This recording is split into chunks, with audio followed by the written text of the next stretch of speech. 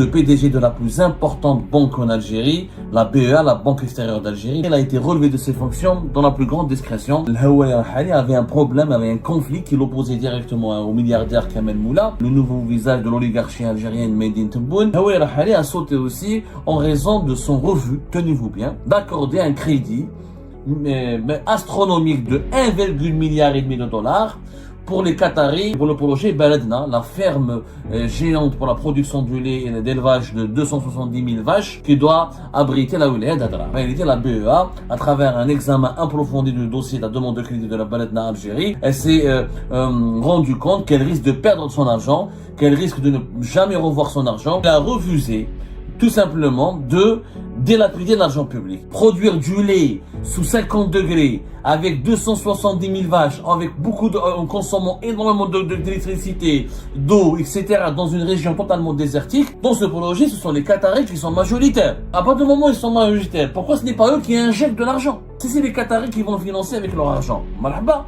Mais les Qataris sont venus, et à la fin, c'est aux banques algériennes de le financer. Pourtant, les Qataris sont riches.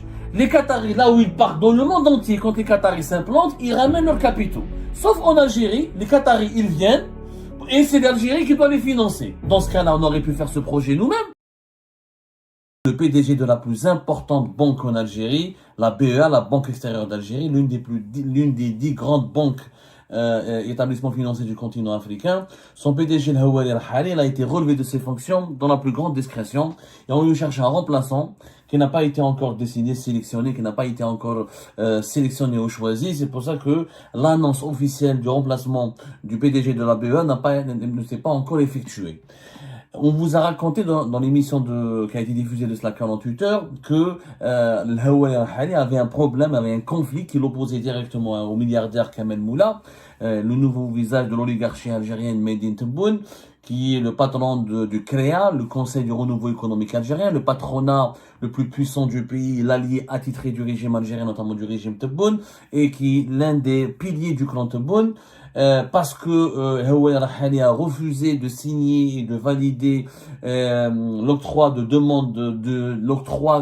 lignes de crédit très généreuses au montant faramineux pour les hommes d'affaires et les patrons et membres du CREA et de l'entourage de Kamel Moula. Kamel Moula a saisi la présidente de la République, le ministère des Finances, le premier ministère, pour réclamer le départ de El-Hawari Al-Hali, pour réclamer des sanctions contre El-Hawari Al-Hali et pour obtenir sa tête, ce que Kamel Moula a réussi à faire. Mais nous avons découvert aussi au cours de nos investigations que Kamel Moula n'est pas la seule ou n'est pas la seule raison ou l'unique raison pour laquelle a sauté le PDG de la BEA, El-Hawari Al-Hali. El-Hawari Al-Hali a sauté aussi en raison de son refus, tenez-vous bien, c'est la deuxième raison, l'autre raison, on va dire principale, il y a eu deux raisons principales, le conflit qui l'opposait à Kamel Moula, le lobbying agressif et hostile mené par Kamel Moula contre le patron de la BEA au plus haut sommet de l'État algérien, mais aussi le refus de El-Hawari Al-Hali, le patron de la BEA, d'accorder un crédit astronomique de 1,5 milliard de dollars pour les Qataris et pour le projet Baladna, la ferme géante pour la production du lait et d'élevage de 270 000 vaches qui doit abriter la wilaya d'Adra. La BEA, avec le patron de la BEA, la Banque extérieure d'Algérie, El-Hawari Al-Hali, a refusé tout simplement d'accorder ce crédit pour financer la ferme géante de Baladna, alors que cette ferme est en partie financée par les Qataris et elle devait être en partie gérée et développée par les Qataris. La BEA, la Banque extérieure d'Algérie, a été sollicitée par la joint venture, la société qui doit Baladna Algérie, pour obtenir un financement de 1,5 milliard de dollars. Quand le PDG de la BEA, il a vu, il a étudié de près, il a expertisé, ausculté la demande de crédit de Baladna Algérie, il s'est avéré que ce projet est bancal, qui ne présente pas de garantie suffisante pour la rentabilité, pour le retour sur investissement et pour des garanties de remboursement. En réalité, la BEA, à travers un examen approfondi du dossier de la demande de crédit de la Baladna Algérie, elle s'est rendue compte qu'elle risque de perdre son argent, qu'elle risque de ne jamais revoir son argent et qu'il n'y a pas, encore une fois, ni de garantie suffisamment solide pour la rentabilité et assurer d'une capacité de remboursement de ce crédit énorme, 1,5 milliard de dollars. El-Hawari Al-Hali a été un banquier sérieux. solide. Et comme son prédécesseur Latrache, il a refusé tout simplement de dilapider l'argent public. Il a refusé de servir de caution ou juste de faire valoir à des projets économiques qui ne sont pas solides, qui ne sont pas rigoureux et dans lesquels la banque publique algérienne, la BEA, pourrait perdre son argent. Comme le Zahalat, son prédécesseur, ces deux banquiers, illustrent la révolte d'une nouvelle génération de dirigeants algériens, notamment du secteur des finances, les banquiers, qui ne veulent pas finir en prison et qui ne veulent pas être les complices de gros scandales de dilapidation de l'argent public. L'Haoui al-Hali l'a même dit, selon nos investigations assez proches, je n'ai pas envie de finir en prison comme un certain Mohamed Lokal. Mohamed Lokal, rappelez-vous, qui était le patron de la BEA, de 2000 jusqu'à 2016, pendant de très nombreuses années. Il a été patron de la BEA de 2001 à 2016, pendant 15 ans. Là, il est où maintenant? Il est à la prison de Harash. Ensuite, il a été transféré vers une autre prison. Il a été condamné, il a été placé sous mandat de dépôt fin septembre 2021. Août 2022, il a été condamné à 6 ans de prison ferme pour gaspillage de fonds publics, abus de pouvoir et octroi de privilèges indus à d'autres. Ensuite, il a été condamné en décembre 2022 à 8 ans de prison ferme pour dilapidation de deniers publics, abus de fonction et octroi d'indus privilèges lors de la conclusion de marchés publics. Eh ben, Mohamed Louka, il lui est arrivé il a fait l'erreur d'obéir à des instructions politiques et de donner des crédits bancaires à des montants faramineux pour des groupes privés, notamment les Haddad, les Koninef, les Tahkout, les oligarques algériens ou certains groupes étrangers. Et finalement, alors que à l'époque de Bouteflika, l'économie était plus prospère. Les projets économiques étaient plus sérieux, plus rigoureux. Par rapport aux projets économiques menés par l'époque Tebboune, parce que aller faire produire du lait sous 50 degrés, avec 270 000 vaches, avec en consommant énormément d'électricité, d'eau, etc., dans une région totalement désertique, beaucoup d'agronomes, et pas que des agronomes algériens, y compris des agronomes de grande réputation à travers le monde, ont exprimé leur scepticisme. On n'a aucune garantie, mais on n'a aucune preuve, il n'y a aucun argument, il n'y a pas suffisamment en tout cas d'arguments convaincants qui nous rassurent sur l'avenir de ce projet-là. Donc lui, en tant que banquier, il applique des règles prudentielles, il applique des exigences des exigences de garantie pour la capacité de remboursement du crédit, pour la rentabilité du projet pour lequel la banque est priée de le financer, il faut au moins donner quelques doses, dans le dossier de la demande de crédit, comme on l'a expliqué la dernière fois, il faut que la banque s'assure qu'elle peut récupérer son argent, ou qu'elle peut récupérer des biens, ou un patrimoine qui pourrait lui permettre, au moins des actifs qu'elle pourrait utiliser pour plus tard, pour les revendre, pour récupérer son argent en cas d'échec. Il n'y a aucune garantie de rentabilité, encore une fois, et de réussite autour de ce projet de Beledna. Donc, l'Haoui al-Hali, il veut pas finir comme Mohamed Lokal. Mohamed Lokal, au moins les projets qui ont été financés par la BE à l'époque de Bouteflika, on les a vus. Ali Haddad, Tahkout, ils ont volé, ils ont détourné, mais ils ont créé des projets. Maintenant, cette histoire, elle a au moins le mérite, je pense qu'elle devrait en tout cas avoir le mérite de relancer le débat sur le projet de Beledna Algérie. Est-ce que les Qataris, on les a ramenés? Je rappelle quelques étapes de ce projet. Je rappelle en avril 2024, on a lancé officiellement on a mis en place officiellement ce projet.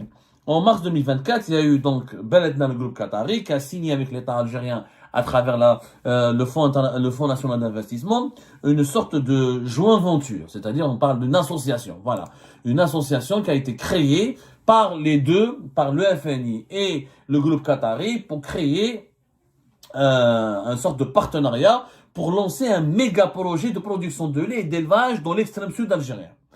Alors, la répartition des parts, c'est quoi? 51% pour les Qataris, 49% pour l'État algérien.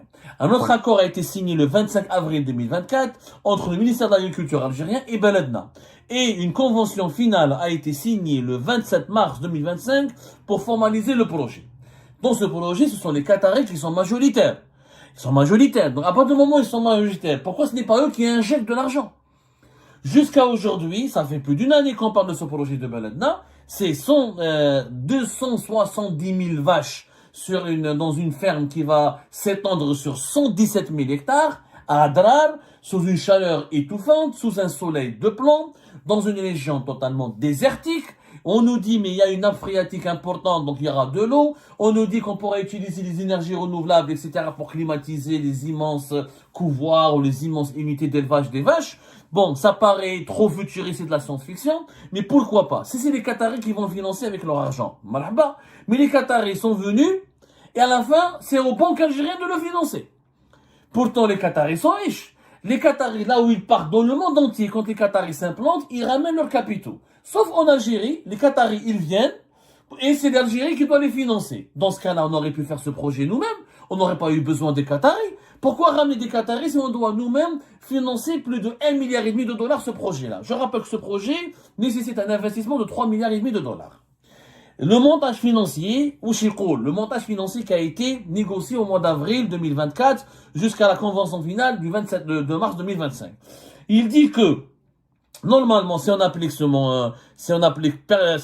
à la lettre ce montage, les Qataris sont censés, puisqu'ils sont 51%, ça ne veut pas dire, et ça est dans le monde entier. C'est pas parce qu'il y a dans le projet nécessite un financement de 35%, ça ne veut pas dire que celui qui détient 51% des parts du capital de la société qui va gérer ce projet, il va apporter nécessairement 1,7 milliard de dollars. Non. Il y a d'autres formes de financement. Il y a les financements sur fonds propres, il y a les financements sur prêts bancaires ou les financements bancaires. C'est pas grave. Mais les Qataris, étant donné qu'ils sont des investisseurs riches, normalement, ils sont censés avoir des fonds propres assez intéressants.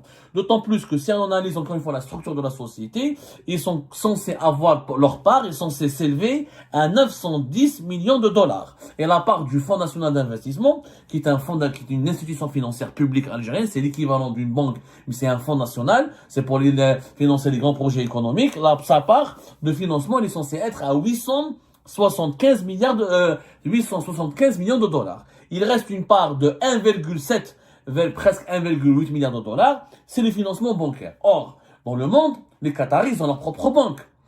Pourquoi les Qataris, ils ont des banques puissantes? Pourquoi ça ne peut pas être des banques Qataris qui financeraient ce projet? Et est-ce que les Qataris ont sorti sur la table 910 millions de dollars, étant donné qu'ils détiennent 51%? Selon nos investigations, les Qataris ne vont mettre sur la table que 500 millions de dollars pour financer la première phase du projet. Les autres phases du projet devront être financées par un crédit bancaire auprès de banques algériennes. Et dans ce cas-là, parce que ce qu'on ne dit pas aux Algériens, c'est effectivement ce projet va s'étendre sur plusieurs phases. La dernière phase, c'est en 2023. Ce projet prendra 9 ans. Il a commencé en 2025, mais il va s'étendre jusqu'à 2033. Il faudra attendre 2033 pour qu'on ait la possibilité, pour que ce projet soit opérationnel à 100%. Donc, on demande à une banque algérienne qui est la BEA d'accorder pratiquement tout le financement, 1,5 milliard de dollars, pour financer un projet à long terme. Donc, tous les projets à long terme, il y a un taux de risque. Le risque d'échec, il est élevé, et le risque pour la banque, il est élevé. Quels sont les fonds propres des Qataris? Personne ne le sait. Tout ce qu'on sait, c'est une information informelle, qui n'a pas été confirmée officiellement, c'est que les Qataris sont prêts à mettre 500 millions de dollars. Donc, et le FNI, est-ce qu'il va mettre le reste? Donc, les banques devront compléter 60 à 70% du financement. Ça n'a pas de sens. Dans ce cas-là, c'est une affaire l'Algérie, elle est perdante. On va pas financer. À quoi ça sert d'avoir ramené les Qataris? Les Qataris, pour le moment, ils parlent que de la phase de démarrage vers 2026. Ensuite, il y aura une deuxième phase qui va s'étendre sur plusieurs périodes. La période finale, jusqu'à 9 ans, jusqu'à 2023, pour avoir 270 000 vaches sur 117 000 hectares. C'est énorme. Alors, la banque, toutes les banques qui se respectent, quand on leur demande de financer un tel projet, ils vont étudier ce projet. Et comme c'est un projet qui présente des risques, parce que c'est un projet inédit dans le monde, il n'y a pas de ferme. Ce sera la plus grande ferme du monde. Donc, il faut demander à des experts. Énormément d'agronomes ont soulevé des interrogations sur la fiabilité de ce projet. Il y a un risque pour le climat et l'environnement. L'accès à l'eau là-bas est très compliqué, ce sera très coûteux. Et les nappes phréatiques de la région ne sont pas renouvelables. Ensuite, il faudra de l'énergie. Alors, on dit que ce sera les énergies renouvelables. Est-ce que les énergies renouvelables, à travers des panneaux solaires, des centrales solaires, vont suffire pour climatiser les couvoirs, pour climatiser la ferme où seront élevées les 270 000 vaches? Ça reste. Donc, si ça suffit pas, il faudra du gaz. On va ramener du gaz. Donc, ça va coûter cher à l'Algérie. Donc, le coût de l'élevage et le coût de production du litre de lait ce qui sortira de la ferme de Adrar sera beaucoup plus coûteux que le lait que nous allons produire dans le nord du pays ou que nous allons importer. Donc, si moi je veux réduire normalement ce projet était censé réduire de 50% la facture des importations de la poudre de lait de l'Algérie. Ça veut dire que 50% c'est 600 millions de dollars. Nous importons pour pratiquement 600 et nous allons économiser 300 millions de dollars. Mais si j'investis des milliards, si j'investis 3 milliards de dollars et que ce 3 milliards de dollars je vais jamais récupérer pour juste économiser 300 millions de dollars, je suis perdant. Je suis perdant. Et tous les agronomes, il y a un problème donc de viabilité économique et de retour sur l'investissement. Il y a une dépendance à l'eau souterraine. On ne sait pas si la disponibilité de l'eau elle est critique, est-ce qu'elle va suffire pour ce projet-là. Il y a un problème au niveau de l'environnement. Beaucoup d'experts nous disent attention, l'exploitation de la nappe phréatique de Adrar risque de causer problème. Il y a un problème pour l'alimentation et le fourrage. Est-ce que on peut produire suffisamment, en quantité suffisante, les volumes nécessaires en fourrage et en aliments de bétail? C'est un projet qui est très coûteux et très controversé. Encore une fois. Mais comme les Qataris l'ont fait, en 2017. Les Qataris n'ont pas 50 ans d'expérience dans l'industrie, dans l'élevage de lait, dans les déserts. Et les Qataris, ils ont fait une ferme de 24 000, 27 000 vaches. C'est plus faisable. Et la population du Qatar n'est pas la population de l'Algérie. C'est pas les mêmes besoins. Nous, on veut faire une ferme 10 fois plus grande que la ferme du Qatar. Et les Qataris l'ont fait. C'est pas eux qui l'ont fait. Ils ont payé. Le gouvernement Qatar, il a soutenu Baladna. Baladna Food, s'appelle ça. La société s'appelle Baladna Company. C'est Baladna Industry Food. Elle a été soutenue par le gouvernement du Qatar, elle a renfloué ses caisses. Ils ont ramené les meilleures compétences de l'Europe occidentale, des grands pays producteurs de lait, les Français, les Allemands, les Hollandais, les Américains, les Canadiens, les Australiens, les Nouvelle-Zélandais, voilà. Ils ont ramené des compétences occidentales. Ils ont fait ce projet-là. Donc nous, pourquoi on a besoin des Qataris? On n'a pas besoin des Qataris parce qu'ils n'ont pas de technologie. D'ailleurs, depuis l'été 2025, ils ont commencé, Baladna Algérie a commencé à choisir les sociétés nécessaires à conclure des marchés pour commencer la réalisation de ce projet. Nous avons déjà, on sait déjà que depuis fin juillet 2025, la première société qui a été choisie, c'est une société allemande qui s'appelle Global Engineering Alliance, qui a été mandatée par Baladna Algérie pour la construction de la plus grande exploitation laitière, l'usine de lait. C'est elle qui va construire le site le plus grand de la ferme et c'est elle qui va construire l'usine de lait et en poudre qui va être produite à partir du lait qui va être collecté au niveau depuis les vaches qui vont être élevées dans cette ferme de Adrar. C'est une entreprise allemande. Ça va nous coûter pratiquement 500 millions de dollars pour lancer la première phase de ce projet. D'autres sociétés ont été choisies. Il y a des sociétés algériennes qui ont été choisies, mais juste pour construire des bases de vie. La majorité des sociétés qui ont été choisies, c'est des sociétés étrangères. Il n'y a aucune société qatari. Les Qataris n'ont pas de savoir-faire. Les Qataris, ils veulent faire du management parce qu'ils ont de l'expérience, mais uniquement depuis 2017. Donc ils sont pas très forts en management. On peut faire aussi bien qu'eux. Ils ont découvert, ils ont appris sur le tas, ils n'ont pas d'expérience avérée très précise dans ce domaine-là, et tout le reste, c'est des sociétés étrangères. Moi, les Allemands, on les connaît. Est-ce que j'ai besoin des Qataris pour aller discuter avec les Allemands et leur dire, venez, je vous ramène, je vous paye, faites-moi une usine, faites-moi une grande ferme. Les Qataris, il aurait été intéressant de faire le projet avec eux s'ils allaient nous ramener des investissements. Par exemple, les Qataris sont partis en Égypte en 2023, je crois, en 2023 ou en 2024, ils ont acheté 10% d'un producteur local de lait. Et voilà, dans l'industrie alimentaire, ça s'appelle Jouhania et d'Égypte.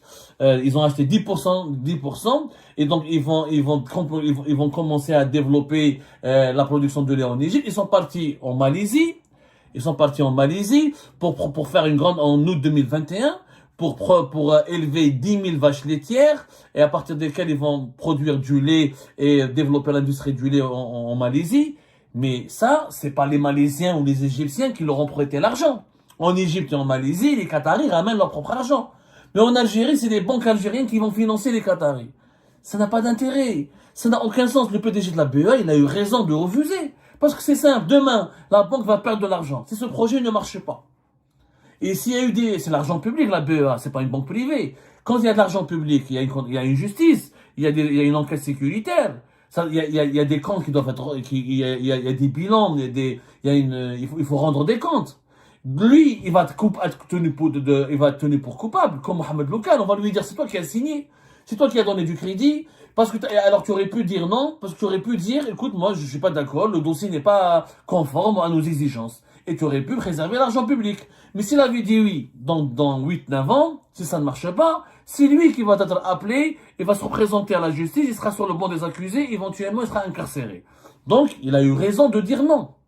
Ce projet, il est futuriste, trop ambitieux, mais trop risqué, il paraît même fantaisiste au regard des problématiques climatiques, des problématiques de l'accès à l'eau, etc. L'Algérie est un vaste territoire. Pourquoi ne pas aller à Thiel? Pourquoi ne pas aller à Saïda? Pourquoi ne pas aller à Al-Bayed? On me dit que l'accès à l'eau est plus compliqué là-bas, mais on a des grands, on a dans le nord du pays, on développe des projets de dessalement de l'eau de mer. Est-ce qu'on n'aurait pas pu élever les vaches dans le nord du pays avec un climat beaucoup moins dur que le désert, l'extrême sud? Donc, c'est un projet de science-fiction. Ça peut marcher, c'est un pari fou. Ça peut marcher dans certaines conditions, comme ça peut ne pas marcher. Et franchement, les arguments qui plaident en défaveur de ce projet sont plus nombreux que les arguments qui plaident en faveur de ce projet. Comme il est risqué, les Qataris ont de l'argent. C'est quoi pour eux 3 milliards de dollars les Qataris? C'est du pipi de chat. Donc ils n'ont qu'à ramener leur fric. مش فينا مش دراهم هذو les Qataris. يعني l'Algérie, les Djidzaïr, que ce soit les Qataris, les Oumaniens ou les Turcs, ils viennent tous en Algérie zama pour investir. Or, eux, ils prennent l'argent de nos banques. Et c'est l'argent de l'Algérie. C'est l'argent de notre pays. Quand les projets ne fonctionnent pas, ne marchent pas, qui est perdant, c'est les banques algériennes, qui sont déjà fortement éprouvées par le financement des entreprises publiques algériennes qui ne sont pas rentables, fortement éprouvées par la chute des réserves en devises du pays, fortement éprouvées par les mauvaises performances dans l'économie nationale et les exportations, et le manque de diversité de nos exportations, hors hydrocarbures notamment. Et nous avons des besoins immenses en termes de développement de développement local en Algérie. Donc je ne vais pas donner aux Qataris 1,5 milliard de dollars, alors qu'ils sont déjà un pays, une des monarchies les plus riches du monde. Et ben voilà les amis, c'est la fin de cette vidéo. Je vous remercie comme d'habitude pour avoir suivi jusqu'à la fin. N'oubliez pas de nous laisser vos commentaires et vos réactions sur cette vidéo et de vous abonner à la chaîne si vous n'êtes pas encore abonné. Donc voilà, ça fait vraiment plaisir de voir vos commentaires et vos réactions et vos discussions sur la section des commentaires. C'est très intéressant et je vous prie toujours de garder le respect et un petit peu la bonne ambiance pour tout le monde. Donc voilà, merci beaucoup et à la prochaine dans une nouvelle vidéo. Au revoir.